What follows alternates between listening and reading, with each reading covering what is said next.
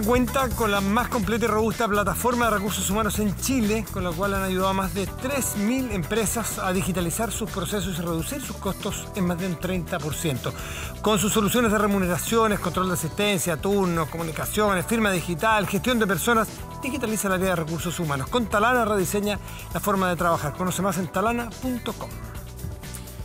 Y estamos ya instalados con nuestros panelistas de día domingo. Van a echar la talla que ya es lunes. Por ahí viene. Saludamos a Isabel. Vidal. Ya la gente... No, lo que pasa es que usted, señor Vidal, está muy acostumbrado a los matinales, pero esto es la noche. Claro. Isabel Pla, Luz Poblete, Francisco Vidal, Sebastián de Polo. Muy buenas noches. Gracias. Bienvenidos. Buenas noches. Gracias por estar aquí. Esto es como un estímulo, como el psicólogo. Isquia. Señor Vidal. Dijo las verdades que siente. ¿Cómo? Dijo las verdades que ella siente, en un estilo particular, eso de los infelices que se sacan la foto, pero mira, yo leí hoy día en el Mercurio al menos, vi una inserción del Colegio Médico que dice lo mismo que dijo ella, nada más que más formal y firmado por el honorable Consejo Pero eso era Nacional. bien distinto, eso era un reclamo de no pago de plata, de recursos, de bonos prometidos. Es bien distinto a la crítica. No, pero hay una de afirmación que es Casiches. casi literal, que este gobierno ha tratado muy mal... Maltratador. Maltratador, decía. ese es el concepto. Isabel, ¿cómo lo ves tú?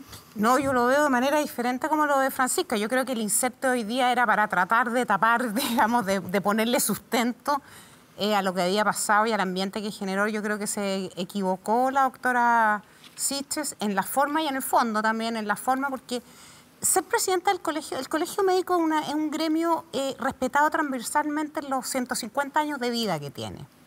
Y cuando ella está hablando siempre, sobre todo cuando está hablando en un medio de comunicación, aunque sea por digital, como sea, está hablando como presidenta del colegio médico y ella confundió opinión personal, ¿verdad?, con la opinión de una persona que ejerce un cargo de esa envergadura, degradó su cargo, así lo veo yo, y además también se equivoca en el fondo porque Chile está enfrentando la misma pandemia que están enfrentando en todos los lugares del mundo, que ha sido muy dolorosa. Y en Chile se han aplicado más o menos las medidas que se han aplicado en el resto del mundo. Entonces creo que estuvo mal la doctora Siches en la forma, pero también en el fondo. Sí. Démosle la palabra Sí, para que digan me todo quedo y callado. después volvemos por allá. No, por supuesto que no. Sebastián, se equivocó, es que Siches estuvo bien, tuvo un problema de fondo, fue imprudente, como dijo el Yo creo que una ministro. conversación donde ella se sintió súper relajada, como a muchos nos pasa, y yo creo que en el fondo yo empatizo mucho con los dichos de Isquia. Con los dichos, cuáles? con esta sensación de que el gobierno no reacciona, de que se le ha dicho de distintas maneras, de que no escucha.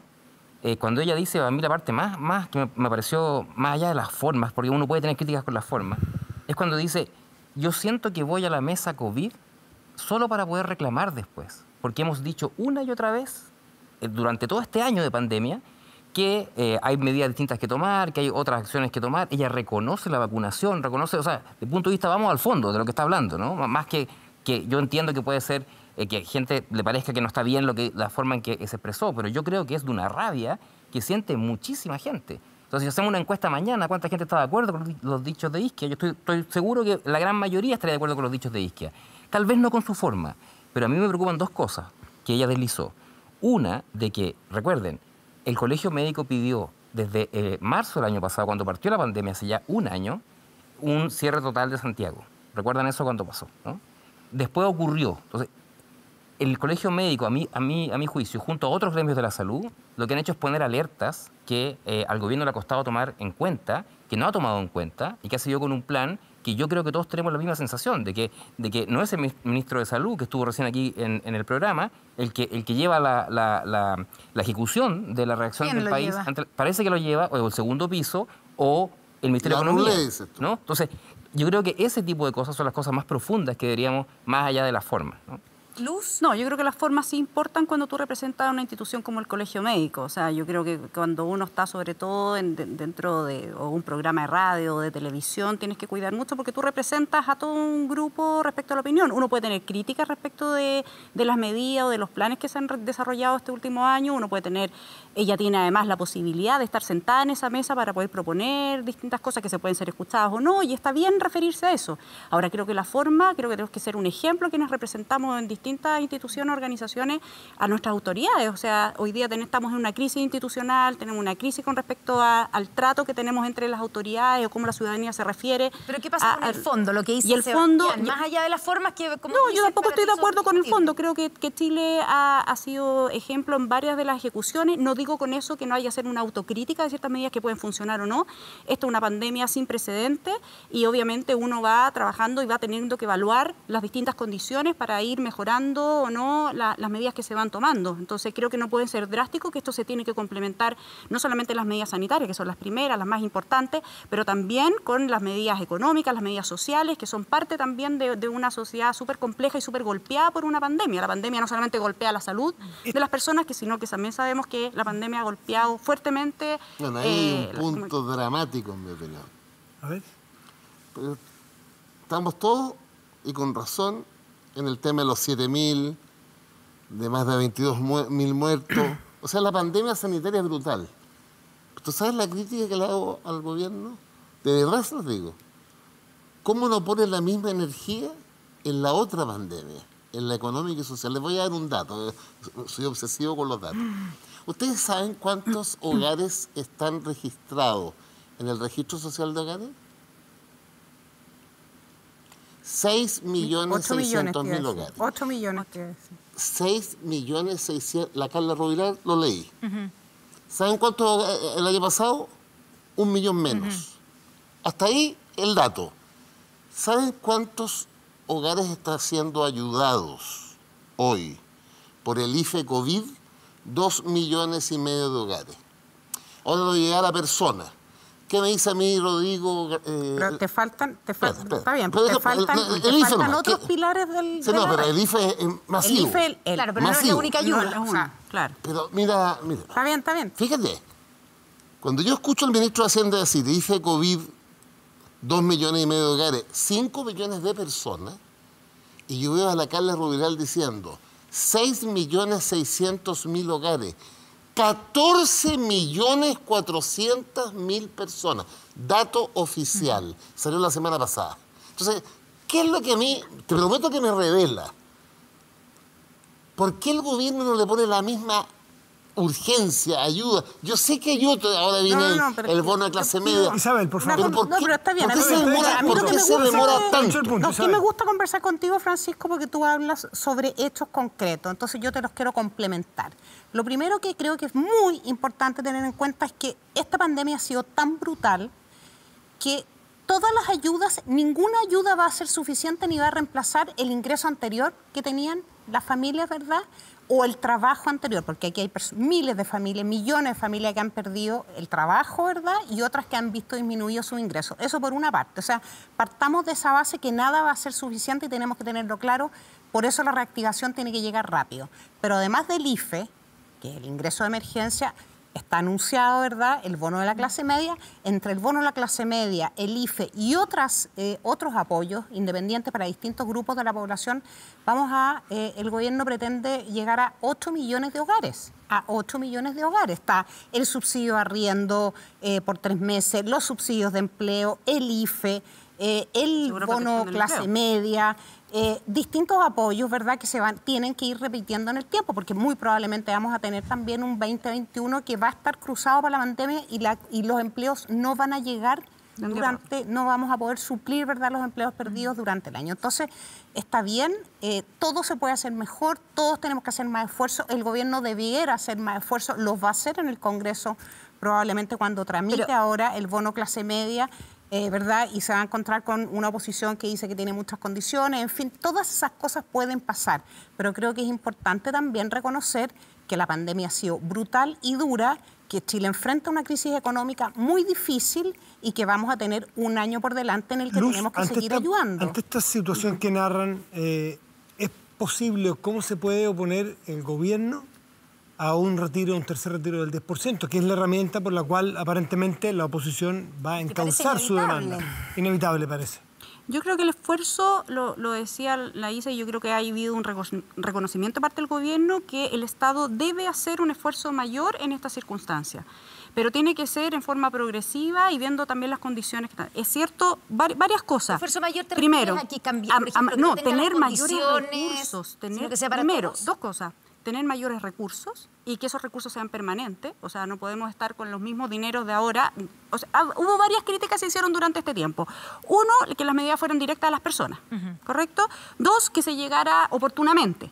Y tres, que no le sacáramos el dinero del bolsillo de las personas, sino que el Estado se hiciera parte de cargo. Y desde ahí es que, al menos desde Ópolis, se hizo una propuesta directa de cómo tener mayores arcas fiscales para poder ir en ayuda directa a las familias que hoy día lo están pasando mal, para poder llegar a esas 6 millones y tanto.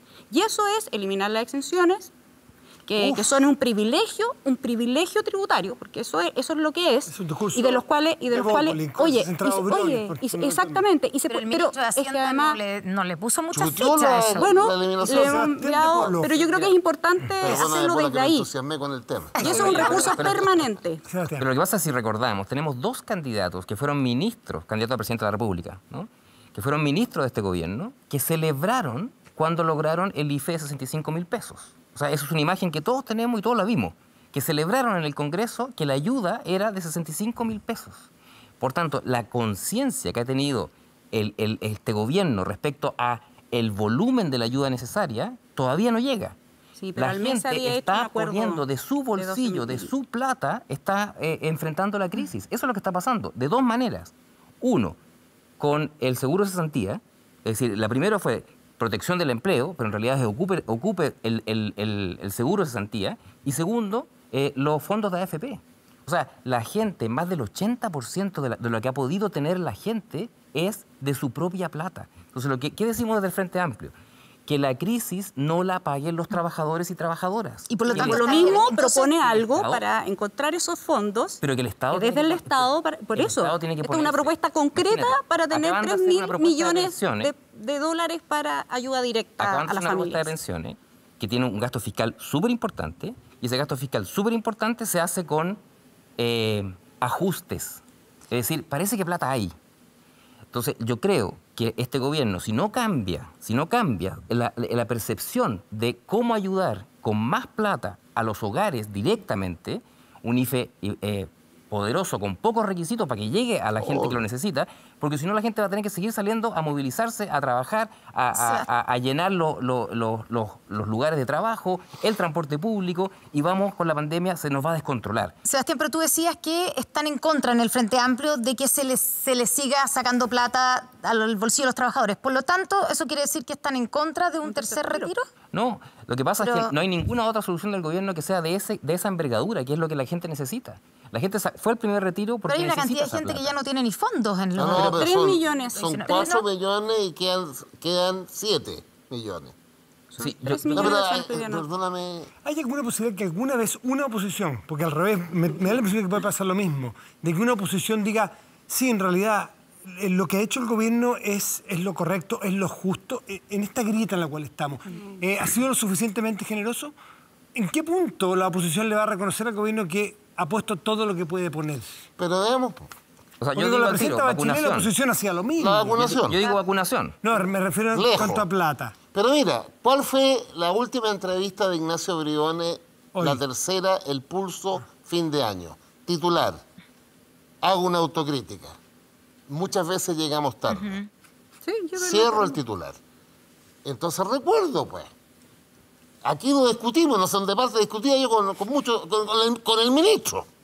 65 lucas mensuales. Sí, pero al mes había Y el subido a segundo 100 mes y 55 y el tercer mes 45. ¿Qué decíamos nosotros? Eso es una locura. Nosotros pedíamos la línea de la pobreza, 171. Ya, nos pusimos de acuerdo. 100 lucas por persona, 400 por familia. Ahora, ¿cuánto acordamos para ayudar? 12.000 millones de dólares. ¿Cuánto se han gastado? 5.900.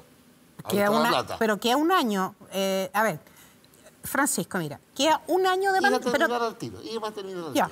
Y segundo, hagamos las cosas fáciles. No sé si ustedes vieron los reglamentos para el IFE COVID. Hay que postular por internet, con todos los que sabemos. Hay IFE COVID distinto, depende de la fase de la comuna, que va cambiando semana a semana. Perdón, Muchos requisitos, dice usted. ¿Vieron ustedes el requisito para el voto de Facilidad y clase flexibilidad. media? Hay que haber nacido un año bisiesto. Isabel, Pero a ver, Entonces, Isabel, ¿cuál es el tema? primero- No es joder, no es no, está joder. claro el punto que hay muchos requisitos. Lo primero que tenemos, no, lo primero que ya yo creo que estamos todos de acuerdo es que ninguna ayuda va a ser suficiente para recuperar la condición de vida que tenías previa a la pandemia. En segundo lugar, que no son 2 millones de hogares, solamente los hogares a los que se llega un apoyo, que son los del IFE, sino que por lo menos 8 millones de hogares. En lo que yo sí estoy de acuerdo es que hay que hacer un esfuerzo mayor para hacer más universal los Exacto. apoyos, Mayor alcance. más universales los apoyos. ¿Y por qué en cuesta creo tanto que- eso, Isabel? Y lo otro es que hay que hacerlos más simples, no solamente en las condiciones, sino que también, y a eso apuntaba la autocrítica que había hecho el exministro Briones, no solamente más simple en el sentido de menos requisitos, ¿verdad? Que sean más universales los requisitos también, sino de acceso. Es verdad que hay una parte muy importante del país que no está digitalizada y cuesta mucho, sí. ¿verdad? Que son históricos. Entrar a internet, de repente de uno lo llevan de una página a otra. Está bien, también entiendo que el gobierno lo que hace es resguardar las medidas sanitarias en el sentido de evitar, ¿verdad?, que la gente se agolpe en las oficinas presencialmente, ¿verdad?, y arriesgándose a contagiar. Pero creo que tenemos que estar de acuerdo en que nada va a ser suficiente hasta que no se reactive el país y, por otra parte, que de verdad se ha hecho un esfuerzo grande y queda por lo menos 8 meses, 7 meses de apoyo. Nos quedan 3 semanas para las elecciones del 10 y el 11 de abril. El ministro de Salud dijo recién aquí en Estado Nacional que él está porque sigan adelante las elecciones. Pero hay quienes sostienen que con este nivel de contagio finalmente no van a poder realizarse. Los que piensan eso tienen que haber escuchado la entrevista que ustedes le hicieron. Yo quedé tranquilo con lo ¿Sí? que en este tema. ¿Tú quedaste tranquilo con que se van a hacer las elecciones Sí, pese a todo? pero no solamente por la manera del ministro, sino que por la argumentación que hubo detrás. Por ejemplo, recuerdo reiterar que cuando sale en el diario que hay 95 camas UCI, bueno, él explicó que el 70% son COVID. Claro, Ahora, y otro- la urgencia es igual, No, ¿no? no existen. Pero no se trata de sacar un compadre para otro del otro. Pero el dato de mañana, 6.300. Sí. O sea, son como 1.000 menos de hace 4 días atrás. El tema del proceso de vacunación. ¿Cómo va cambiando la edad? Como de cambia los la edad de la gente que Exacto. está en las Eso UTI. es muy Entonces, impresionante. quiero decir que a mí me tranquilizó. ¿Qué querés que te diga? Sebastián de Polo tranquilizó, me cuenta la vuelta. Hacemos una pausa y volvemos aquí en Estado Nacional.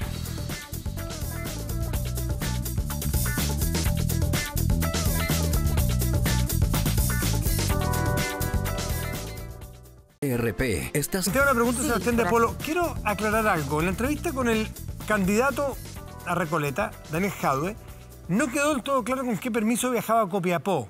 Quiero decirles que aquí además ustedes tienen los mismos permisos. Cada partido tiene un cupo, no sabemos claro si son 10, 15, cupo de dirigentes nacionales que tienen permiso para moverse por todo el territorio nacional. Cada partido elige a los suyos para apoyar las candidaturas. Aquí Así ustedes es. 3, Sí, sí, ¿entiendo? Pero no lo he usado nunca. Isabel lo tiene, Francisco lo tiene, Luz lo tiene. Daniel Jadwe con ese permiso viajó a Copiapó para dejar la aclaración. Y nos mostró el Nos permiso mostró después. el permiso Es un que permiso tiene, del así Ministerio del que Interior. quedó la duda por una Así entrevista es. que grabamos a mediodía.